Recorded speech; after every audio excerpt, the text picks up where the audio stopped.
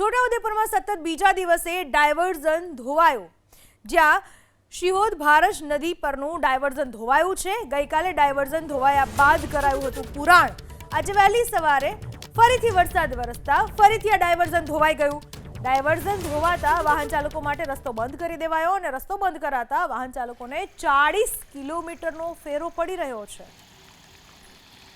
મોટા ઉપાડે ડાયવર્ઝન બનાવવામાં આવ્યું હતું। ગઈકાલે વરસાદમાં ડાયવર્ઝન એકવાર ધોવાયું તો માટી નાખીને પુરાણ કરવામાં આવ્યું, પણ પુરાણ એટલું નબળું કરવામાં આવ્યું હતું કે આજે ફરી વરસાદ વરસ્યો, ફરી આ ડાયવર્ઝન ધોવાઈ ગયું અને લોકોને 40 કિલોમીટરનો ચક્રાવો મારવો પડી રહ્યો છે।